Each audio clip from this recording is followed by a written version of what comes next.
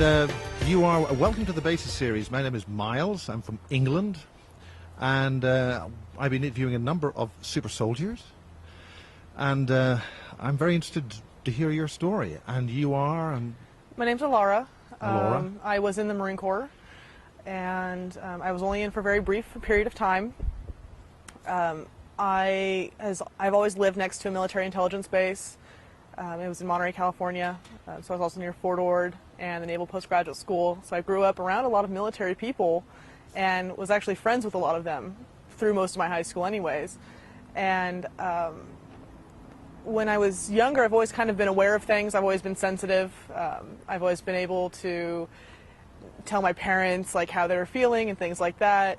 And when I got into high school, I started looking more into it and started looking into things like remote viewing and astral projection and telepathy and things like that. It just became really super interesting for me because I was trying to find some sort of answer to what I could already do naturally. So I started remote viewing my friends for fun. If I'd get grounded, I'd go remote view my friends, and the next day I'd tell them, you know, hey. When you were grounded, were you an independent thinking bad girl at school? No, I would sometimes just spend hanging out. I'd be like hanging out, and I just forget to tell my mom where I was, and she of course was just worried. I mean, she was really like, I didn't get in trouble ever. I was never in trouble for anything, but some days she's like, no, you're just not allowed to go, and I'm like, okay, well, fine. Like if I can't go, then so be it. That's called parents making boundaries. Yeah, which was great. I loved it. But being me, I always wanted to be out with my friends or doing things like that, so I figured that was just a fun way to do it. I'd be like, oh, were you wearing like a blue shirt and this? And they'd be like, oh, I was. And I was like, okay, cool. So that was fun. And I actually had no interest in joining the military at all until I was my senior year of high school. And then all of a sudden I was just like, I'm joining the military. The first branch that calls me, I'll take the ASVAB, and I did great on that. If they call me, I'll go. And they said, what do you want to do? And I said, I want to be a linguist. I want to come back here. And I took the tests. I did really well. They said, fine, you can go. And I went to Parris Island to go train. I actually spent 6 months on Parris Island because I dislocated my shoulder. Which shoulder? My left shoulder. Yeah, okay. And then I started, now that I think back and look on it, I can see where there's discrepancies in my training above other people. There's another girl with me. The left shoulder is an issue. Did you have any neck issues? Yeah, I have a lot of neck issues. I also have, I had a lot of lower spine issues as well. And I started looking back at my time on Parris Island.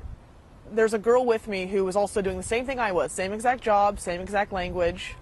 I was getting pulled away from my training platoon to go do intelligence, like classified intelligence background checks and things like that. I have no idea. This is at the start of your training? Yeah, this is in boot camp. I have no idea what I was doing. I actually cannot even think about that. I know they came to me and said, you need to go fill out this paperwork. I have no idea what happened between then and when I got back to my platoon. No memories. Can you recall more about how that actually happened? Think about that, those days.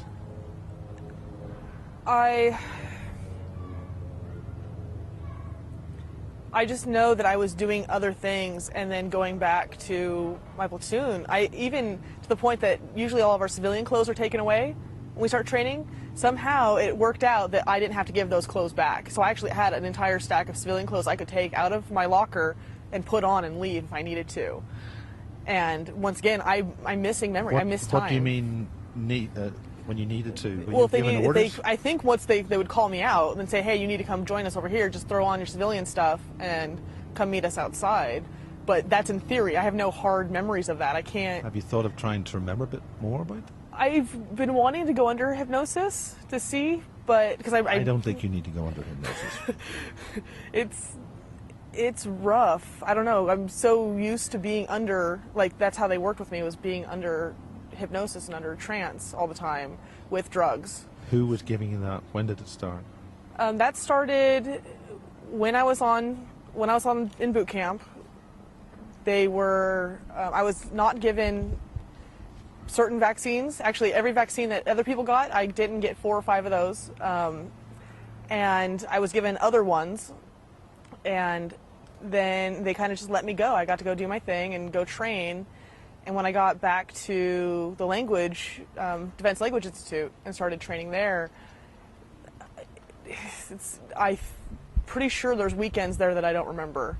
And What sort of languages were you looking for? I was learning Arabic, and I was really good at it, but as soon as I was there, I started having trouble because of my memory loss, and it started giving me anxiety, and I started like kind of freaking out. Can you remember what kind of Arabic? Is there different levels? What is Arabic to somebody who doesn't know what it is? It's the Arabic language. There's a standard that they use, which is just what they use in the newscast, and that's what they train linguists to listen to. Then we start learning dialects after that. I didn't even get to the dialect part. I was only in for 2 years, and I got out just because I started getting really bad neck pains, really bad shoulder pains, and I started to kind of just lose sense of what day it was. I couldn't tell what was going on. I couldn't tell if I was awake or asleep. And a lot of the times my training would happen while I was sleeping. I would have... What do you mean while you were sleeping? Well, I'd go to bed at night, and then it would look like military people walking through my wall, and they'd come and they'd pick me up, and I'd see my body laying there, and they go, "You need to come with us. We need to show you what it is you need to do." And a lot of my training happened in that way, so there was no proof. Like I couldn't say. What did they show you? What was involved there? I would go to different countries. Which ones? Mostly Russia. And which part of Russia? I don't know. Cold part, warm part. It was somewhere along, I guess, where Russia meets Europe, like that. That there's a like strip of area. I can't pinpoint. That would be northwestern. Yeah, the north. Yeah, the north. Oh, it's all over I was all over the place, actually. And this was all when you were asleep. That was your training. And that's why it's really hard for me to kind of recall these things, even though I know I could, like details. I sit like my. Well, why don't you just try now? Relax. It's a sunny day. Mostly be government officials first, where I'd go. What kind of government? Russian? Yeah, it was Russian, European, Eastern Bloc. Now, what do you mean by European? I mean, are you talking Brit, French, German? No, we stayed Italian? away from them. We stayed away, even from Germany, it was more, I want to just say Eastern European. I don't know the countries over there for some reason. So like, this is when? This was in 2000. Oh, so it's clearly well after the Berlin Oh, yeah. Wall But we still wanted information from them. And that's why I was kind of confused, like, why am I not looking at things like the Middle East? And they're like, don't worry about it. You're going to be sent over there. So I was like, oh, okay. So you were taken by U.S. military to then go to Russia. That's the only targets I can think of right now. So you were remote viewing, yeah. Viewing, or were you actually bilocating? Probably bilocating. I've always seen remote viewing as my physical body standing there and being able to not interact, but being able to see things just as if I was there. And can you action effect there, like lift something up?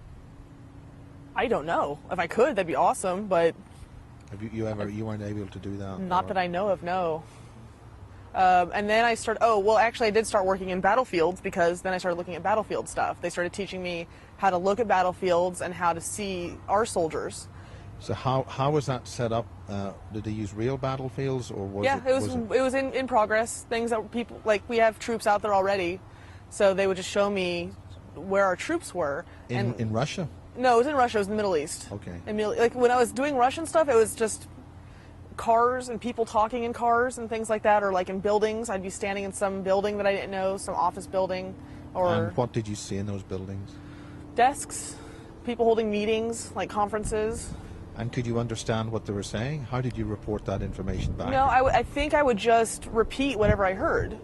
I'd just sit there and they'd say it and I'd repeat it, and whoever was with me, and this is where things start to get fuzzy, because I think when I was seeing that, I was with somebody else and I was under hypnosis and they were writing down everything I was saying. So I didn't have to learn how to translate any of it. I just had to repeat what I heard correctly.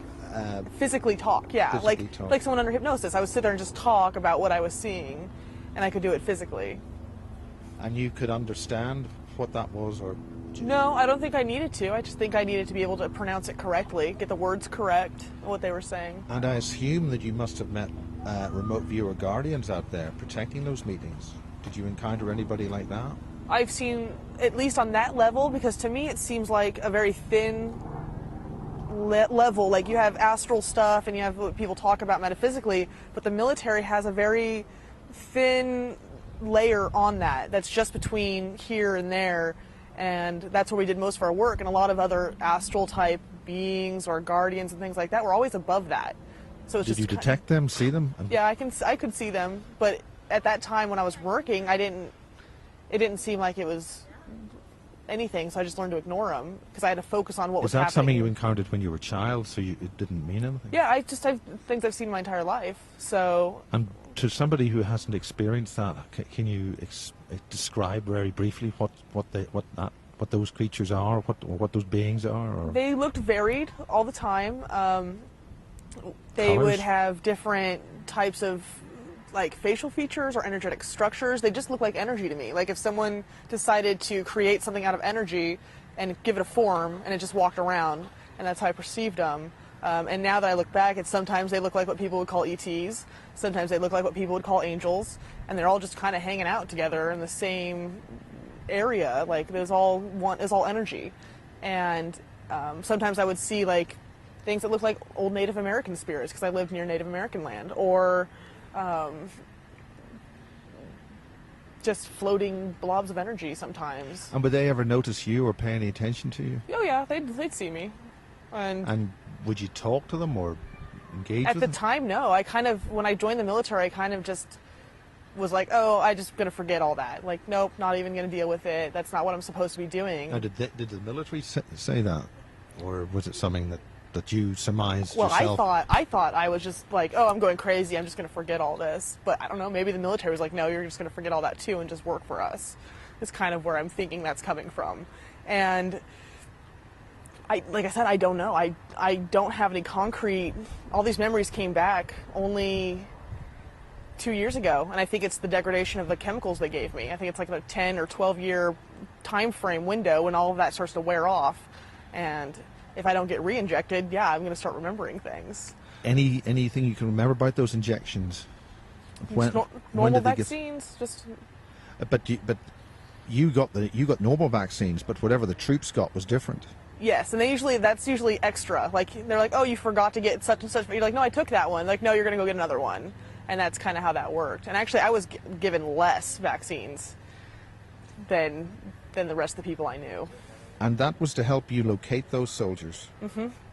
It's sort of like when you have a medical examination of your intestines. They give you a barium meal, so it shows up as a radioactive thing. From what I understand is that they would take infantry, they would give them extra vaccines, it would go into the cerebral spinal fluid, and of course that goes through your nervous system, through your spinal cord, through your brain, and they would actually light up stronger than normal soldiers. And I could go, okay, I can see that guy. And then I would know that that person could hear me because I would start giving them information about this battlefield that I was remote viewing, and then they would hopefully intuitively know not to turn a certain way. And I've actually ran into other military people that said that they would do that. They were like, no, I just knew that there were people. And I was like, whoa, you knew that? They're like, yeah. And I go, I bet like the people that I worked with were doing that for you, like giving those intuitions. So I kind of got You were actually assisting them effectively. Changing battlefield tactics. I think it was like a new way to fight. And it was a one-up against everybody else. Because you could remote view, you could actually see the situation above. It's like a different form of military reconnaissance. Right. Without a plane being there, without satellites, it was. So you'd then be able to see something coming around the corner or over the hill and say, enemy. Yep. So effectively, that would seem that you were being used to make non-psychic soldiers psychic. Yes. Effectively. Yeah. Or very lucky. They'd be called really super lucky people. Well, it's probably us telling you need to go not there. And the various injections that they got would mean that they would be able to listen to you, and without them being told. So the soldiers wouldn't have been told that they're going to be remotely controlled or remotely advised. Right. They would have no idea. They would just have probably recycled memories of just sitting somewhere waiting, and then that would be it. But in the meanwhile, I'd had a lucky day. Yeah, I'd be there going, okay, you're going to go do this, this, and this. Were you part of a team? I was going to be. I think I didn't reach that point yet, and like I said, I started to really kind of lose grip on things, and everyone's like, oh, it's the stress, you can't handle the stress. And I'm like, no, I'm losing my memory. I don't remember yesterday. I don't remember the day before yesterday. And that got you pissed off? That got me worried. Like, I was very just anxious all the time because I was split. Like, I feel like I had a split personality. One side of me was trained, and the other side of me was not. And I was like two people flipping back and forth going, wait, what am I doing here? Like, I knew I was in the military, but it always seemed like, yeah, right. Like, why am I in the military? I don't understand. Because you wouldn't feel you'd done anything that day. Yeah. I just feel like I'd be like, I didn't do that. That wasn't me. And they're like, no, you did. You just ran 10 miles. And I'm like, no, I don't think I did. But okay, I can't run. What are you guys talking about? Like, it was, and that just, I couldn't do it. So they kind of, I think, wrote me off as, you're malfunctioned. You couldn't handle it. We'll just let you go. I got instant disability. I got instant, I got out so fast that even the admin guys were like, we don't understand how you got out so fast. They just totally was like, okay, you can just go. Like, go ahead, you can leave now. Would that imply that then you're still operating then? No, I was considered kind of put aside, and I was supposedly, I guess, still supposed to be like really crazy because after a little while, I just started like not being able to function in day-to-day things. And like, how would that manifest itself? You couldn't remember what you were doing? I just couldn't remember things. Didn't care. Like, I was like, oh, I have bills to pay, whatever. Like, okay, I guess I can get around to doing that. I'd go through bouts of depression where I just didn't want to do anything. And then I'd come out of it and go, no, wait, what am I doing? Like, I need to fight this and, like, continue on with my life. And then I've had some really, the last 2 years, like I said, is just when all my memories started coming back. So let's start at those memories. The couple that I remember are, I would have dreams of being in the military, and this is during my time in, and it would be like playing a video game almost, but I was a guy, and I had all full military gear on. I had a weapon, I had night vision goggles, and I was with a group of like 2 or 3 other guys, and it was, we had to go infiltrate. You're saying you're a bloke? Yeah, I knew, but I was kind of like, well, it's a dream. Well, maybe it's just like a video game, or reading a story, and that's fine. But I would go sneak in, and I would kill people, like soldiers or whatever, guards. Go grab something like a laptop computer or a case that was inside this base, and we would sneak out again, and then I would step out of the person. I'd step back and look at them, make sure they were okay. And then the whole team would leave, and then I would just shift into I'd wake up and just be like, okay, cool, I'm out of my dream, and that's something else. And that would happen. So you would occupy a person, do the actual deed, yeah, and then step out of it. And it was either, I don't know if I was actually in control, like controlling the person, because I'm pretty sure they were highly trained. They seemed like SEALs or some sort of like highly trained military person. I'm like, I'm not highly trained. What gave you that impression? Just the way they moved, like the way they carried themselves, the way they talked to each other. It was almost either I was watching what they were doing, so I had firsthand experience of what they were experiencing at that moment. So I don't know if it was like I was recording it, like I was sitting there understanding what they were doing so I could report back what the mission was before they even got a chance to get back to base, or if I was just actually in case they didn't make it. Yeah, and I knew exactly for like second to second I could trace out the pathway of what they were, where they went, what they did, where the other people went, what they were saying. And so you could relocate to the other members of the team? Nope, I was only with one person. It was just one, whatever that one person was, I'd go to that person. Would it always be the same guy? I don't know. I never thought to check. It always just seemed normal, like it seemed natural just to be there and watch, looking through his eyes. What sort of size of teams? Usually 4 to 6. And this was just, I mean, for want of a better word, standard commando type espionage stuff. If they did that, and that's the thing, is I don't know if our military does that. Like, I have no idea. I just know what I saw. And so what did you see? The first part of that dream that I noticed was different was that I was looking through night vision. I dream in full color, full experience. I can go in and out. I can do whatever I want. I can lucid dream. But I was locked in, looking through night vision goggles, and I could feel the stuff on me. I could feel the weapon. I could feel the gear. I could feel the fatigues and the boots. I knew how tall I was. And I could hear the other person with me, like we were almost sharing a body. And I would just nudge them because I would know where we were going. Like, I'd already remote viewed the place. So I'd be like, no, you need to go this way. No, don't go that way. There's sensors, like, go this way. and we would sneak through like we were just, cut the fences on the thing, sneak in, take out some guards. I was walking down a hallway, I grabbed a guy, and I think I ended up stabbing him or like slitting his throat and putting him aside somewhere. Was that disturbing you? Yeah, a little bit. Well, at the time it didn't, because to me I thought, I was like, oh, it's like a video game or a movie. Like it didn't really, when I remembered it, it disturbed me a lot. I was like crying. You didn't get the face right up there and the guy Yeah, dying. like I was completely traumatized when I remembered again. That night I was just crying and shaking and was like, I can't believe I did that to people. Like I was, it's almost like I had PTSD, like instantaneously as soon as the memories came back. Now that I think about it, I'm a little bit better and more calm, but...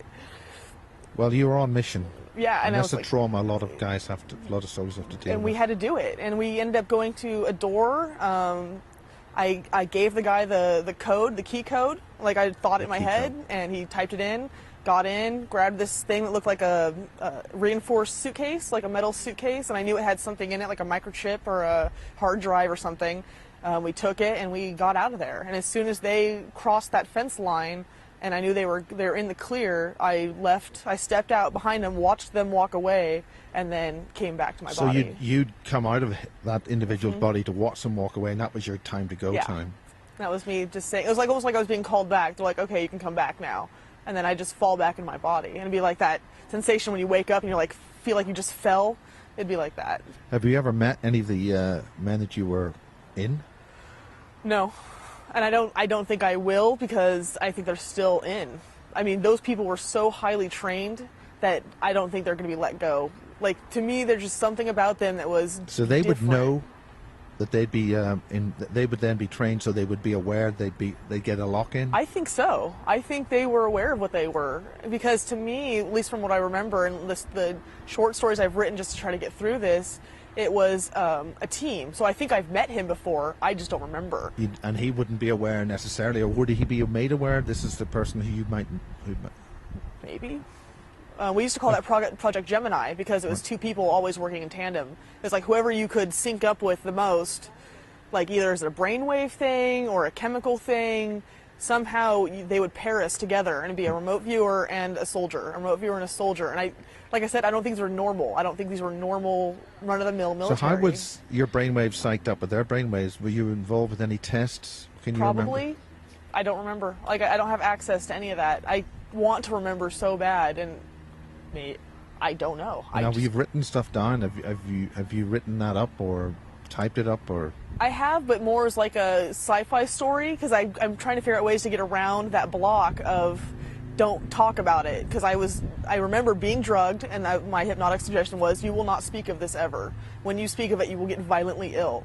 And the more I talk about it, the more I've kind of gotten over it. But even now, I still feel nauseous. I feel shaky. I feel like I just want to like run away. Like I'm starting to feel anxiety, but I can kind of endure it to be able to speak about it. And I've been practicing that for the last year, like trying to talk to people. And I've run into others that have had the same thing happen to them. I actually ran into a guy from the Air Force that lived here in Phoenix. And he said he would have moments where they'd tell him to get ready, get in his gear, go wait in a hangar. And he said, and then his entire memories are sitting in a hangar for 12 hours. And I was like, no, you're being used. And he's like, and then he would just start shaking. Like he started having the same effect I was when I started talking about it. And I started to try to deactivate, because I can see the military program in people. So I started deactivating his connection. Okay, how do you see that? What's involved with seeing the military program in people? It's like I close my eyes and it looks like an overlay. I can look at a body. Oh, okay. Yeah, we're gonna get into all this, I guess. Yeah, take it easy. Fine. It's okay. I can do it. I can. It's like opening another sense, but at the same time, I feel like I have I have an implant that I can use. I have 2 implants actually, and what they do is they create. Are they metal implants? What are they? Yeah. I'll explain the implants, I guess. The implants are. They look like a set of brain cells, I guess. It's a microchip on one side that has fiber optic fibers that come down and act as dendrites to interact with my brain. And they project a holographic image in my head that I can use. Is this a bit like the visor? It is. Virtual image that people would see when they put a visor down? Yeah, and it's kind of like that, but I see it inside my mind. Yeah. And I can get it really clearly, and I can start picking it out. So what I do is I close my eyes, and I can actually pick up people around me, and then I just do like I just tell myself, I'm like, scan for implants, scan for those that are active or inactive, and I can see like people show up like little red dots, and I go, okay, that person's active, that person's transmitting, that those people are not, and if I can see it. So those people would then have to have implants as well? Probably, yeah. I'm not surprised. Like some people just have transmitters. Like they're in the military, they just transmit information back and forth as they move from base to base. And I was like, this sounds to me, see, now as I talk about it, I go, this is crazy. Like, and that's my programming, is the hypnosis. Is like, so don't talk about it. You have two of them? I have two of them. I have one on each back side of my head, just underneath that bridge of bone. That's basically where the skull joins the spinal cord, yeah. Yeah.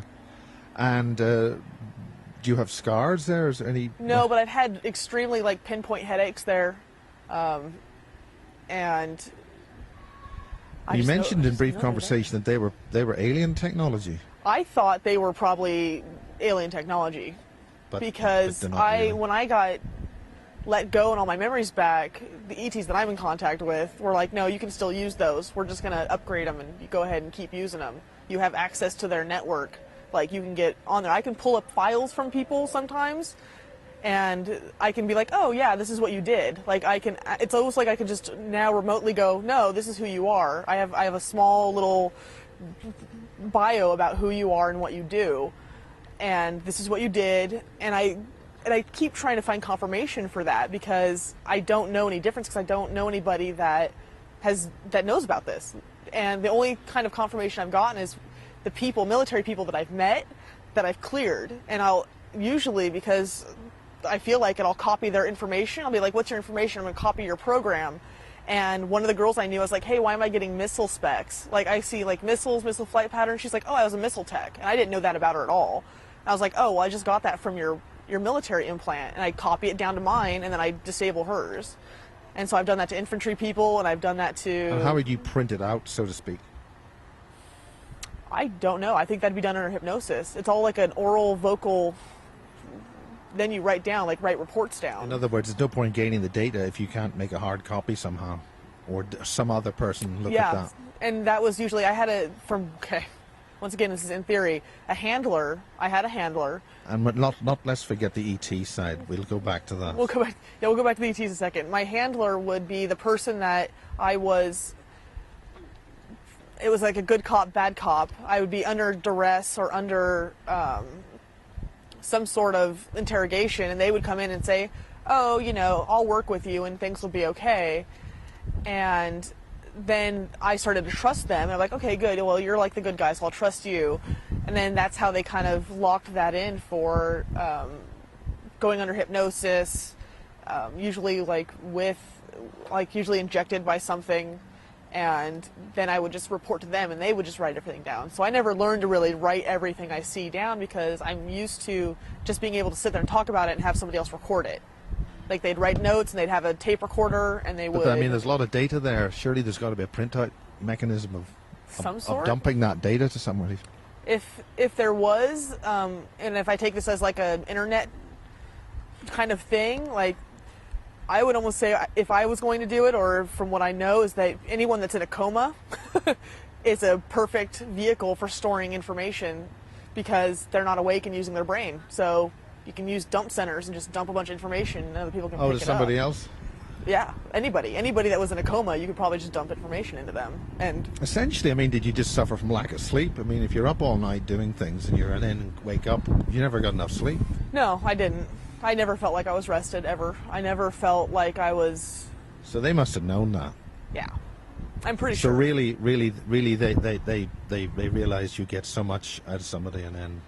Yeah, and I think they were hoping that I could get through all of it, and then once I got out of my school, I wasn't even going to do the normal school thing. They were going to pull me out, send me to SEER school, and then send me to what I thought was a super soldier program.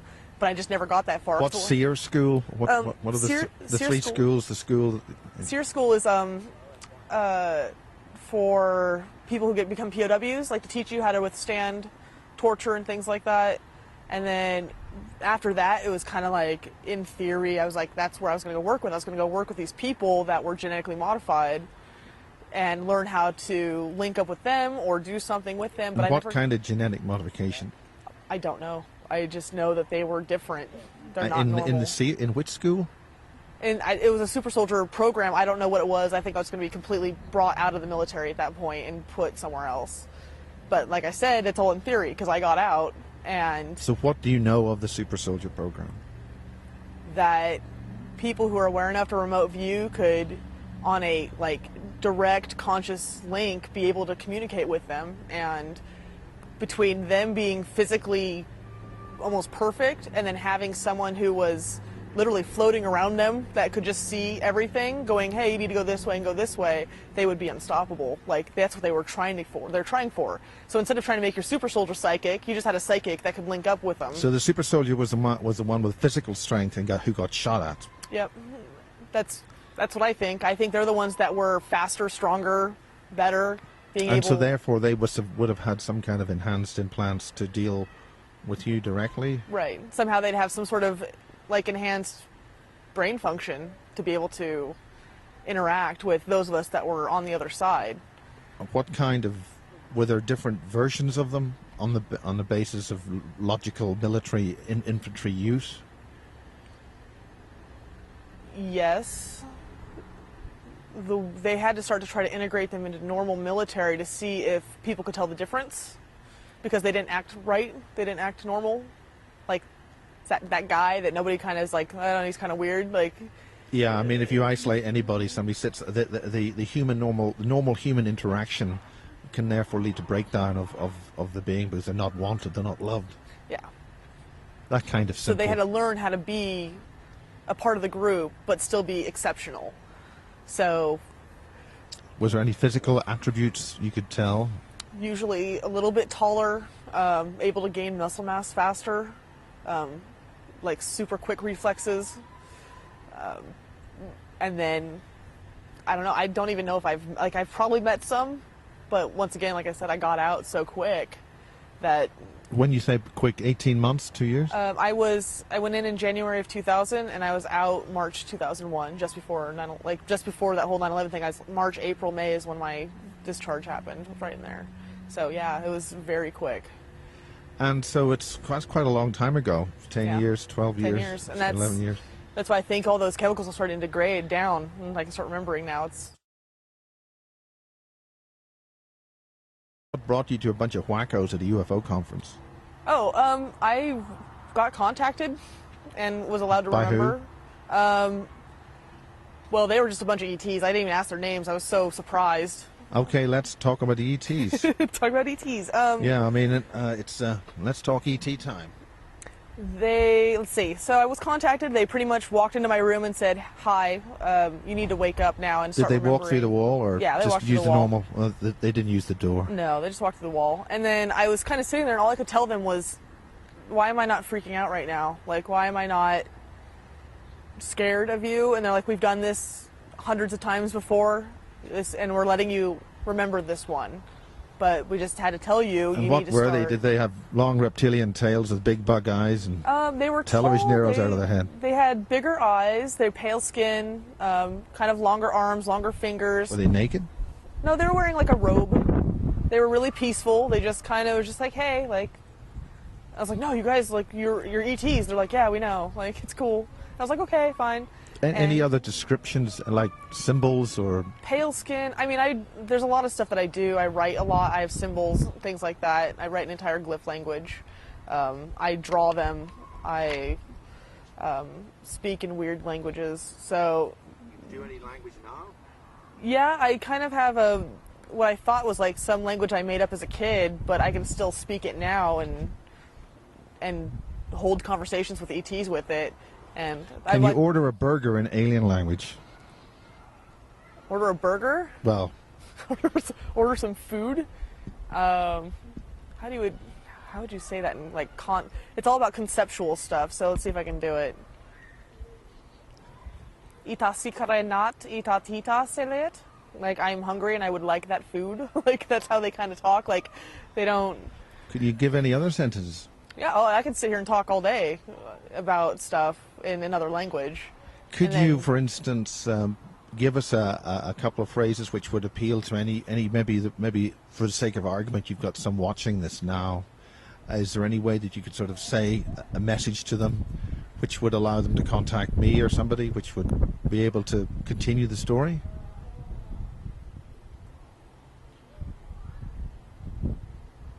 I'm sorry, I'm thinking right now to see what it is that might be good, because it's also an activation. When I talk to people, I've had people come to me like, oh, I've heard that before and stuff. And sure, they're always good messages, like don't be afraid, things like that.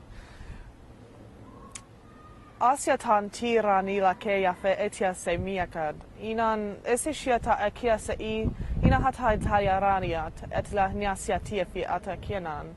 Una sa iata irania la hiatia ke ina sa ifi tiatan tia akatnas itat as ikatat. Inan tira ilana se ifi maha hata ke. Oso do shirani di kan te sialane he fianan ita dekria ese inakatiata she ina usu tirana la sieta afiana. By the way, my name is Miles. Ita. I don't know what you said there. Itasa. Yeah. Okay. It's just something I've done since I was a kid, and I just started trusting myself just to do it again.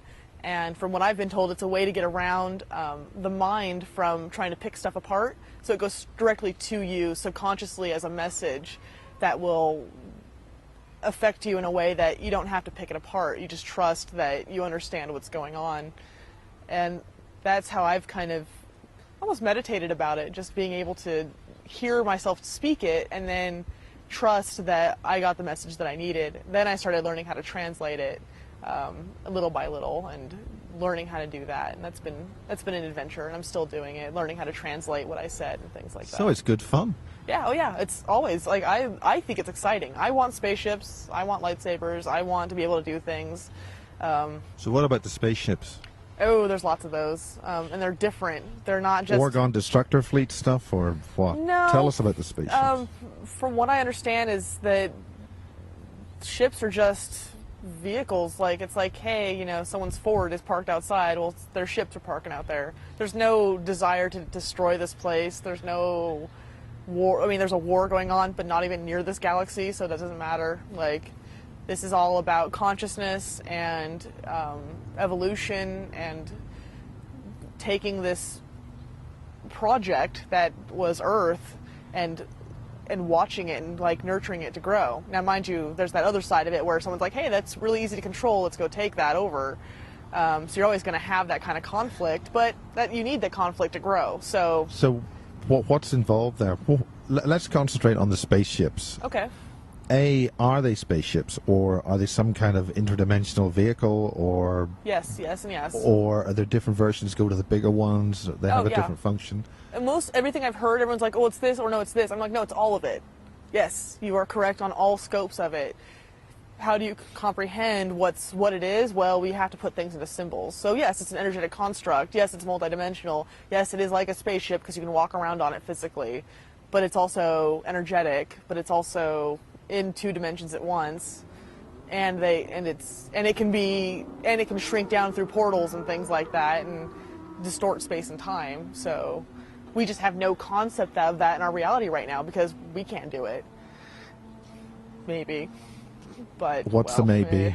You're talking about, we're talking reverse engineering saucers in Area 51, yeah. That kind of thing. The whole space-time thing, I know somehow we've messed with that already, and we've shifted through our timelines here. And can you go further on that?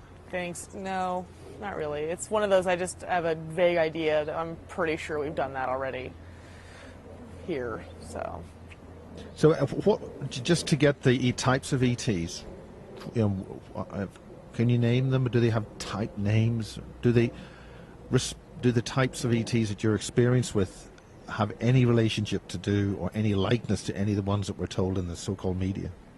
Oh yeah, and then some. Like, that's only a brief smidgen of races that are out there, and there are other human planets out there, a lot of them actually, that are humans like us, and they're integrated just fine, like working with other types of ETs and things like that. So, is there any sense of location? I mean, when we talk about the universe, we've got a very distorted view of it because of what we're looking at. Well, when you look at the stars, of course, those are entire systems, but instead of maybe one planet being there, could be 2 or 3 habitable planets there.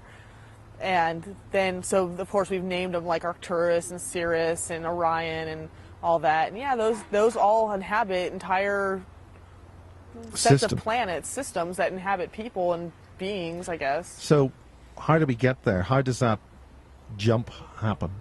Through the sun. Okay. The sun, all the stars are connected as like giant gateways, and they somehow use those. Once again, now I'm like, I don't know, stuff I kind of know, like, yeah. I don't read about this stuff. It's just I kind of go into a knowing and go, okay, I'm just going to trust that I know that. If it's real or not, I don't know. Yeah. If it's true, I don't care. I'm happier, so I'm here on this planet doing the things here that I need to do. And so I tend not to look that far out again because I feel like I'm from there and I'm working here. Yeah, I mean, the way you said that makes you feel you're not from here, you're from somewhere. I've always so where is there? I'm from the Syrian system. That's where I'm from. I agreed to come here to help people out and to help with consciousness. And I've gone through, I mean, even with the military thing, I've gone through the darkest parts of like the human psyche. I've gone through all of those things that are considered mental illnesses and found my way back out again. So that means the military must have known pretty well from day one you were... They knew I was something. My mom was actually drugged for a week before I was born. I was born 2 months early. With what kind of drugs, do you know? I have no idea. She doesn't either. Nobody saw her. I was born at Stanford University, so I'm like, great, a university hospital. And they actually flighted her out there because where I was could have been born, they had no way to take care of premature babies. And so I always thought that was very strange that I had these researchers and stuff. Like, that's where I was born, in a hospital, like, with researchers. And my grandmother said she got really upset because they kept sticking needles in me. And they like, were taking samples from me and things like that. And I was like, oh, why didn't you tell me this, ever? She's like, I don't know. She's, I never thought of bringing it up. Because I asked her, I was like, hey, was there anything strange about, you know, when I was born? And she was like, oh, yeah, well, by the way. That happens a lot to babies, and unfortunately, we're never too sure what they're really doing. Yeah, and I was like, oh, okay, cool. And I actually have, because I have neck problems, too, I actually had a perfectly round birthmark on the back of my neck where my spine joins my back. And I was like, what's that from? Well, I have no idea. Is it a mole or something? No, it's just a perfectly round raised red mark that was there. And the size of a quarter? Yeah, about the or size 5 cents? Or what? About the size of a quarter. And then it's just kind of disappeared over the years. That's when you were a child, so that was fairly large to be in a baby's. Oh, it's probably like, size of like a dime or a quarter, like a nickel maybe, or a quarter. I just remember it always being there, so I was like, okay. But even then, even when I was little, my mom said she would see stuff. She'd wake up in the middle of the night and see things standing over my crib, and she'd turn on lights and there'd be nothing there. And what sort of lights? Sort of orbs and things? No, she'd see she said it looked like a person standing there, and she'd always thought it was my grandmother or something, or like maybe someone walked in, but it was like a humanoid being like standing over me, and she'd be kind of freaked out and turn on the light and there'd be nobody there. So what about your family? Do you have a history? Grandparents? Do you have twins or anything like that? I don't know. My great grandparents used to be exorcists. My mom and my sister are both like psychic. They've like always been aware of stuff. My father was abducted when he was younger a few times. What about his abduction? All I know is from what I told him, because we only got to talk briefly, I don't really know him that well, he said that it would be the kind where he would get in trouble because he'd be asleep on the lawn. And they're like, why didn't you come home last night? He's like, no, I was asleep on the lawn, and he couldn't figure out what was going on. Like, he knew he got picked up, and they just sent him back down in his front yard. So this is long before you were born? Oh, yeah. This is when he was like 11, 12, 13. Yep. And did he describe any sort of ETs? No, I haven't actually got a chance to ask him or talk to him about it. And his memory's not that great right now either because he suffered a stroke when he was 40, and he's just Was this when you were in the army? No, this was afterwards. Well, I don't know. I'd have to ask him. I don't know. It would seem it wouldn't be a surprise if he had a stroke either just after you left or... Yeah, I'd have to find out. Yeah. That might be a form of retribution. I could be completely wrong. It's something to ask. I just never thought about it. It's these kind of things I'm looking for, like coincidences where like stuff starts to go, wait a second, this all happened at the same time. So, what other kind of people have you met? Other people in the 9 odd years, 10 years that since you've left the army and things? Have you met anybody else who is in the same boat? Are you on a mission to beat others? I run into people that are just coming into like an awareness that there's something not right, and then they start going, oh, I start astral projecting, I start remote viewing, and I've met a ton of people that are doing this. Are you perhaps still under observation from the military? I know I get remote viewed, and I can feel them because it feels like they're watching me. They're just having a checkup, seeing how you're doing? Yeah, and I don't even think they know it's who they're looking at, because I might just be a target number. And then I'll just sit there and write them notes and stuff on my, like, usually because I'm drawing, because I'm an artist, I'll just write them notes in big letters. I'm like, I know you guys can read this. And one time I actually got so upset because they kept bothering me. I finally sat in meditation and I remote viewed back to the remote viewer. They don't like that. They don't, and so I followed them back, and I actually saw somebody. That's funny. I totally just remembered this.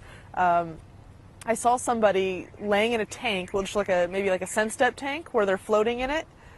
They were under hypnosis. There was a guy sitting next to him with a computer and a tape recording thing, and he was writing down what the guy was saying. And the guy was talking about me. And so I literally was like standing on top of the floating guy and go, okay, you're going to repeat after me. Hi, this is my name, this is my rank, this is my authorization number. You guys need to leave me alone. And as soon as I said it, he repeated those words. I saw people run in, drag the guy out of the water, inject him with adrenaline. Like, the other guy was like on the phone going like, holy crap. And I was sitting there like cracking up, and I was like, oh, guys, you got to leave me alone. Like, if you want to play, like, call me. Like, you have my cell phone number. Just yeah, I think that could be. Like, call me. I'm like, I mean, I think there's a basic protocol that they start overusing their systems. It's a bit. Yeah. It's a bit like if you want to open the door. You don't blow it open with with a nuclear missile. You sort of use the doorknob and open it. Yeah. That kind of. So yeah, I freaked him out, which is cool. Like, I don't know. I think it's hysterical, but. What was the type of person who was in the water chamber? That was just a normal guy. It looked like just. He wasn't a child. Probably no. It was just probably like in their 20s. Probably could do what I could do, and I was like, wow, you guys get water tanks? Like, I was sitting in a chair. Like, that's cool. Like, what is... Yeah, they use the water tanks in Belfast. You guys are upgraded. Yeah. So I was like, but that's okay. not good for your skin. It's not good. No. Yeah. Well, usually I think they're floating in water and, like, salt, I think. Like, so it's buoyant. And, actually, it's a lot like the float tanks that people do, the Epsom salt tanks. It's like that. Because I did that once, and I started having flashbacks, I think. So I was like, whoa, can't... So rather than being a relaxing experience, it was relaxing. I just kept going out of my body, so I didn't really get to relax because I was never there. I was like, oh, I'm supposed to be here relaxing. Tell us more about the ETs. Any characters? What's it like to be with them? Do you sit down with them metaphorically? They're funny. At least the guys I work with, they take on my sense of humor, because everything that I experience here, I can relay back to them since we're telepathic. So they make a lot of pop culture references just because I think it's pretty hysterical, like, and it relates to me better, like, because they want to try to relate to my experience down here. But I've even had they're like, hey, how you doing down there? Like, you doing okay? Like, how are you holding up? And what are you talking to, greys or reps? All of them. Greys, there's some reptilians. I see ones that look like hybrids, some that look like humans, some that have cat faces, some that, the ones that I like working with are like super tall, like 8 feet tall, have really pale skin, bigger eyes, and they're usually different colors. They're not black. Everyone thinks they have everything black eyes. They don't. They have like blue eyes and green eyes and stuff. What like kind that. of eye structure? Anywhere from ours, where we have the irises, to it almost looks like irises, but they bleed out. Like they're just all color, all the way through. And yeah, they're really super, super tall. And they're really scholarly, I guess, and scientific. I've seen ones that are doctors, like medical doctors physically, and I've seen psychic doctors. And I know they walk around with a stethoscope, do they? No, they have these scanners. It's very like Star Trek-y, actually. They just like scan people with these like things and can go, oh, it's a readout, okay. Like, you have this wrong with you. And the psychic doctors just come in. They generally have big giant crystals in their head or something, and they just use their hands. And they're like, hey, because I've astral projected to ships. They're like, who are you? And I'm like, whoa, hey, what's up? They're like, what are you doing here? Like, go back to your body, go. I'm like, okay. Sorry. So what about the everyday life of being on a ET, or what do they do? They don't. I mean, when they're not taking... There's not really like a time thing. They're kind of outside of it. Like, they don't have days and stuff, but they could be doing anything. They could be researching, they could be typing up, like, I guess typing stuff or whatever. I mean, like a keyboard thing? Or? No, it's all telepathic. A lot of their ships are all telepathically driven and used, and I don't know, they hang out. They have gardens and stuff on their I mean, ships exactly. and, like, how do the ETs hang out? Yeah. What do they use for entertainment? Do they listen to music, or do they have a religious, philosophical life? I don't know. Honestly, like, I don't... Like I said, it's kind of brief, all these brief flashes. Like, they eat, they have cafeterias and stuff, and they all sit together, and I've talked to other people who are from here. Like, we've all, like, sat in a giant cafeteria, do a lot of training simulations, kind of like the holodeck thing, where they'll pick me up and they'll put me in a scenario, like a story, drop me in and see how I react, just to see what my choices are. And this is the ETs? Yeah, the ETs. And this is on one of the craft? Yeah, it's on one of the craft, because I've walked out of one of those. I was like, I told this guy to move out of the way in my dream, and I pushed the wall open and walked out into a hallway, and it was like a metal hallway on a craft. And they're just like, well, that's never happened before. And I'm like, well, what are you dealing with? I was like, come on, guys. Like, I read sci-fi for a living. Like, I know how this works. And so my job now, I think, is just to try to constantly surprise them about my agility. Like, it's like mental agility. You're talking about the ETs? Yeah, ETs. And like, which ETs are you talking about? Oh, I don't know, just the group. I usually work with Ashtar Command and, like, the whole Galactic Federation thing, because it's a whole bunch of different ETs that all work together, like, trying to help out.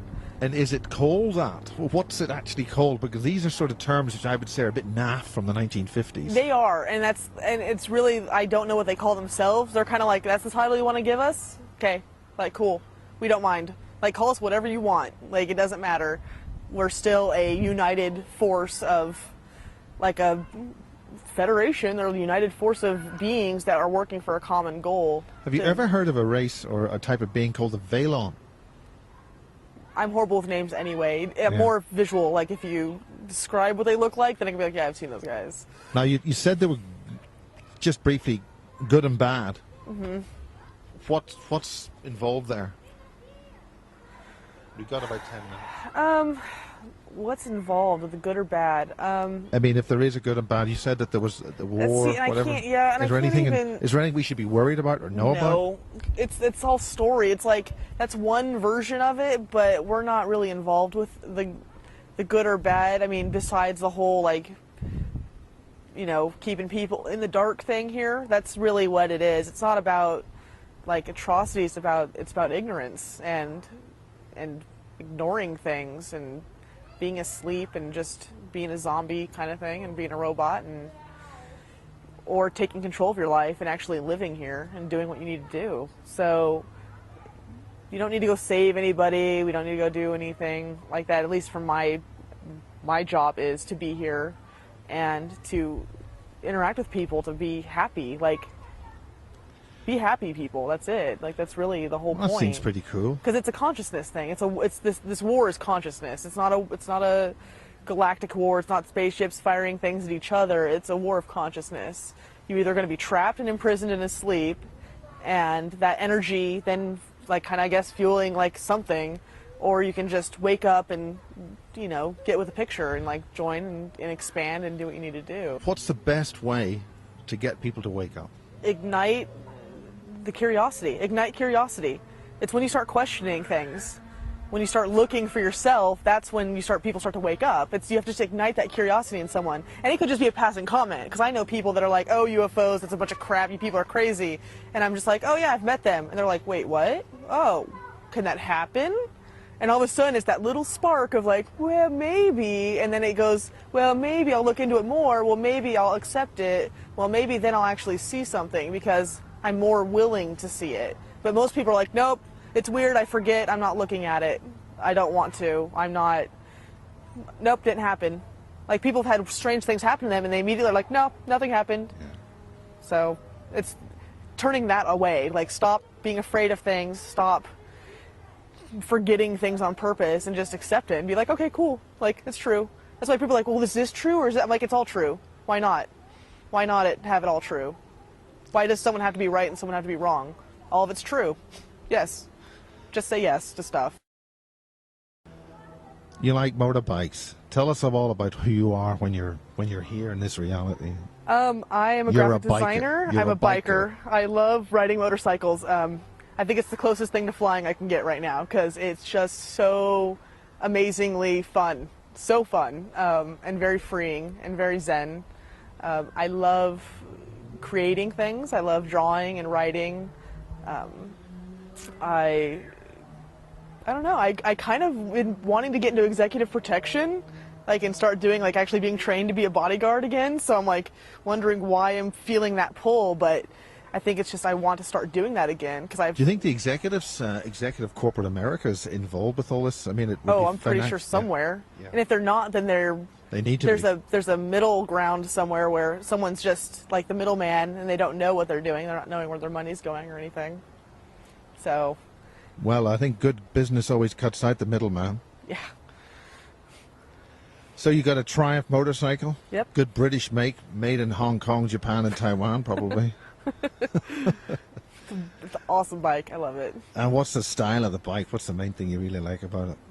It's because it has no windshield and it has no fairings on the side, and I can go really fast on it, but I can go really long distances too. So 13 hours not a problem. Couple hours up in the hills, not a problem. So you're not vibrating and shaking like that? No, it's fun. It's good made. And you break out a few beers or whatever with friends? I don't drink that much. I'm allergic to a lot of stuff now. I've become super allergic to a lot of food. Is that because a lot of our food's got nasty stuff in it? Oh, yeah. Probably the whole genetically modified food and stuff. And I'm pretty sure they want to just take us down, or the pharmaceutical companies just want to make money off us somehow. I don't know. Surely that's something that we should wake up to and stop. Yeah, and it's unfortunate that... what do the ETs feel about that? Well, if it keeps going, we're just going to starve ourselves and just, it's not good. They're like, no, we need to learn how to grow our own food or, stop eating genetically modified chemical foods.